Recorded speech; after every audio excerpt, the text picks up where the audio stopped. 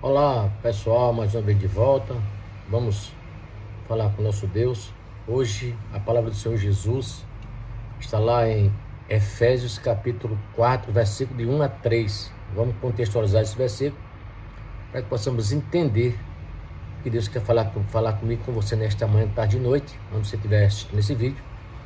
Vamos agora ouvir a palavra do Senhor Jesus, tá? Repito mais uma vez, a voz pode ser minha, mas a palavra é do Senhor Jesus, tá? E vamos ler agora a palavra dele. Diz assim a palavra do Senhor Jesus, Efésios 4, versículo de 1 a 3. Diz assim, Paulo fala essas palavras aqui, tá, Paulo? Rogo-vos, pois, eu, o prisioneiro do Senhor. Olha, já começa sendo humilde aqui. Está dizendo para rogar ele, e ele é prisioneiro do Senhor.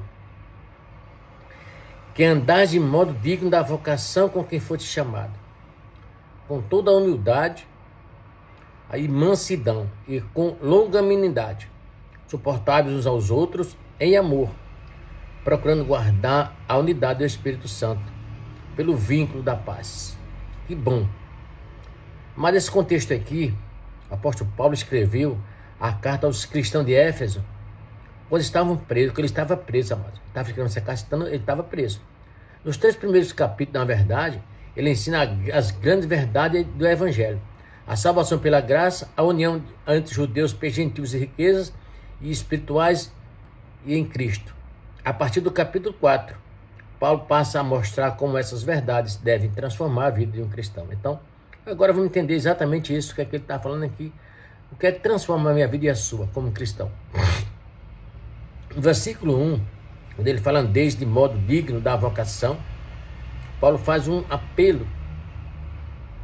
Não há uma ordem fria. Ele pede que os cristãos vivam de maneira compatível com o chamado que receberam de Deus. Então está dizendo aqui, você vive conforme Deus te chamou, amado. Faça isso. Ele é mais ou menos o que ele quer dizer aos cristãos. A vocação é o chamado para pertencer a Cristo e viver em santidade. Essa é a vocação. Não basta dizer que é cristão, amado. Não é isso não. É preciso que as atitudes reflitam esse chamado.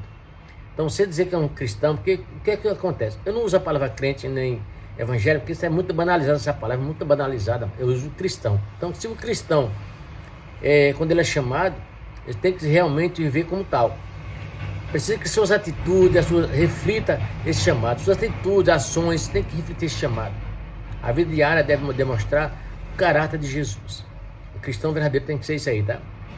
O cristão verdadeiro tem que mostrar o caráter de Jesus. No versículo 2, as qualidades do cristão. Veja, Paulo apresenta 4 características essenciais de um cristão. 4, deixa eu falar para vocês as 4. São humildade, mansidão e longanimidade, suportando uns aos outros. É o que ele... Vamos lá. Primeiro, a humildade, amado. Reconhecer que tudo que temos vem de Deus. Humildade não se considera superior a outras pessoas. Você ser humilde, você não pode se considerar maior do que qualquer pessoa, melhor do que outra pessoa. Não, seja humilde. Paulo aqui foi humilde. Então ele está dizendo muito claro aqui, humilde não se considera superior a outras pessoas, não, de jeito nenhum. Você não se considera. Mansidão, força sob controle. É responder com calma e amor, mesmo diante de provocações. Se alguém está provocando, amados, tenha calma. Faça isso. Vá lá em Gálatas capítulo 5, versículo 23, 24, vai falar sobre isso, o que é a mansidão. Aí você vai ver o Espírito Santo e a carne, que é a diferença que faz lá. A longanimidade, quando ele fala aqui, é paciência para suportar a dificuldade de pessoas sem desistir delas. Você tem que ter uma longanimidade com pessoas sem desistir delas. Essa aqui é o significado da palavra longanimidade. Suportar uns aos outros, quando ele fala aqui, em amor, significa aceitar as limitações dos irmãos, perdoando, ajudando assim como Cristo fez conosco. Então, Cristo perdoa a mim e a você. Então, perdoe, meu amado. Perdoe as pessoas. Perdoe a quem lhe ofendeu. Quem lhe ofendeu, perdoa essa pessoa. Não é fácil? Não, mas você sozinho não consegue, não. Mas peça a Deus que vai te ajudar. Você perdoa essas pessoas, tá bom? Essas virtudes não surgem naturalmente, de jeito nenhum. São produzidas pelo Espírito Santo na vida daquele que ama a Deus. Então, essas atitudes, sua e minha, não vai surgir normalmente, não. Vai surgir, sabe como? Quando você deixa Deus entrar no seu coração e começar a trabalhar no seu coração, o Espírito Santo, para que você tenha essa virtude. Assim que começou a vida espiritual. Versículo 3, quando ele fala guardar a unidade do Espírito, Paulo ensina que a unidade da igreja é obra do Espírito Santo. Nessa responsabilidade é preservá-la por meio da paz, do amor, do perdão e da humildade. É o que Paulo está dizendo para mim e para você. O vínculo da paz é como um laço que mantém os cristãos unidos. Quando há orgulho, fofoca, divisões e falta de perdão, essa unidade é enfraquecida. Não é assim. A igreja é assim, mano. Se existir isso aqui na igreja, ela é enfraquecida. Não pode existir isso aqui na igreja.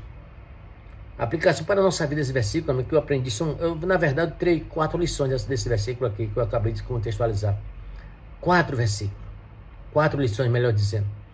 Em Efésios 4, de 1 a 3. Eu aprendi 4 lições. Primeira lição, minha vida é digna do chamado que recebi de Cristo? Será? É uma pergunta para cada um de você, para cada um de nós.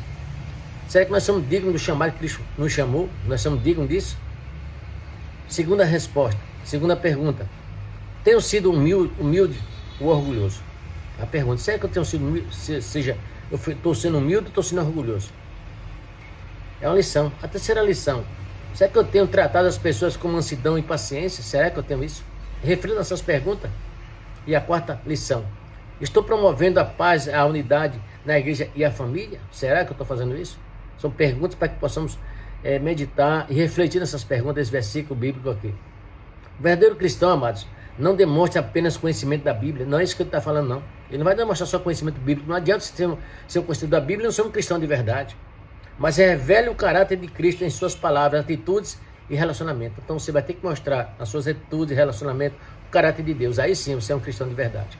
Você pode conhecer a Bíblia de canto a canto, mas não adianta você não colocar em prática o que você aprendeu. Não adianta, você não é um cristão. Infelizmente essa é a realidade. O verdadeiro cristão, amado, demonstra, sabe o quê? Conhecimento na parte do caráter de Deus. Esse é um cristão verdadeiro. Você tem que ter o caráter de Deus. Qual é a lição principal que nós temos desse versículo aqui? Além das lições que eu aprendi agora. Deus nos chamou para uma nova vida. Esse chamado deve ser visto diariamente por meio da humildade, da paciência, do amor e da busca constante pela unidade entre os irmãos.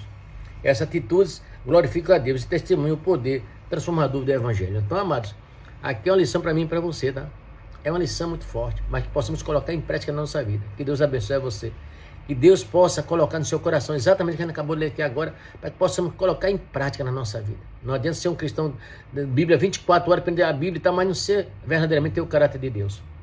Esse é o nosso apelo a você. Então, mas você que está no outro lado da telinha, por favor, você puder compartilhar o vídeo, compartilhe esse vídeo com outras pessoas, passe para outras pessoas, ajude a pregar o Evangelho. Segue a gente nas redes sociais. Nós estamos nas redes sociais. Fazemos live todos os dias, 13h30 da manhã, você tem uma ideia. Para que você possa ficar ligado. Muitas pessoas são abençoadas através da live da gente que a gente faz. Não por mim, é por Deus. Então, segue a gente nas redes sociais, tá? É o Tomé2704 no TikTok. Segue lá a gente.